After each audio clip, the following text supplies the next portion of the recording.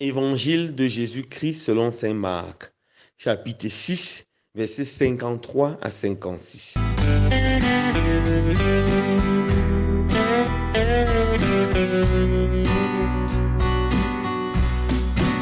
Jésus et ses disciples, ayant traversé le lac, abordèrent à Génézareth et accostèrent. Ils sortirent de la barque, et aussitôt les gens reconnurent Jésus. Ils parcoururent toute la région et se mirent à transporter les malades sur des barques, là où l'on apprenait sa présence. Et dans tous les endroits où il était, dans les villages, les villes ou les champs, on déposait les infirmes sur les places. Ils le supplièrent de leur laisser toucher ne serait-ce que la frange de son manteau. Et tous ceux qui la touchèrent étaient sauvés. Acclamons la parole de Dieu. Louange à toi, Seigneur Jésus.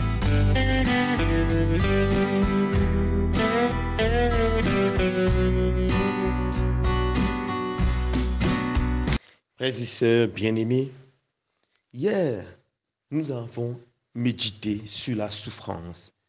Et dans notre méditation, nous nous sommes rendus compte que la souffrance accompagne toute vie humaine, de son début jusqu'à sa fin.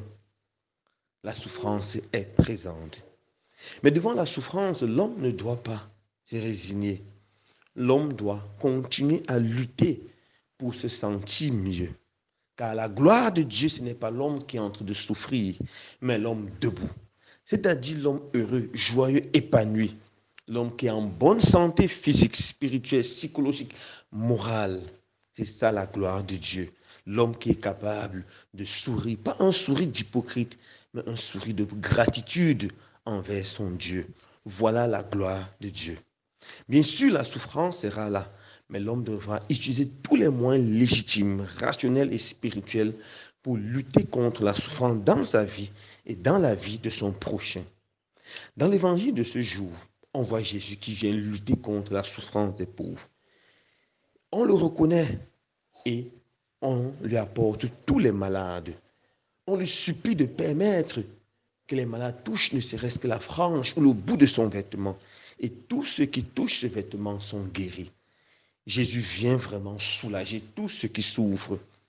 On comprend pourquoi Jésus disait ceci. Venez à moi, vous tous qui peinez et ployez sur le poids du fardeau, et moi je vous soulagerai. Peu importe ta souffrance, peu importe la croix que tu portes, viens à Jésus. Il a le pouvoir de te soulager.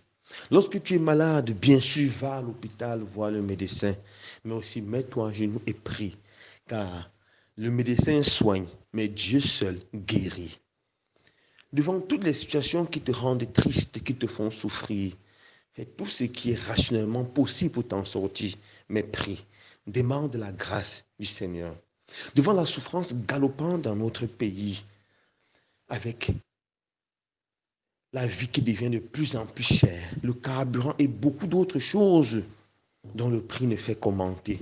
Nous devons utiliser tous les moyens rationnels pour lutter contre cela, en pensant à nous inscrire sur les listes électorales, car c'est un devoir citoyen, mais aussi en priant pour que le Seigneur donne des dirigeants qui vont travailler pour l'épanouissement du peuple, qui vont travailler pour que le peuple souffre de moins en moins. Prions et supplions le Seigneur. Apportons à Dieu dans la prière notre pays. Présentons à Jésus la situation de notre pays, spécialement ceux qui vont devenir de plus en plus misérables et souffrir davantage. Que Jésus seul qui a le pouvoir de guérir, de soulager, vienne guérir les cœurs, vienne soulager les personnes. Loué soit Jésus-Christ.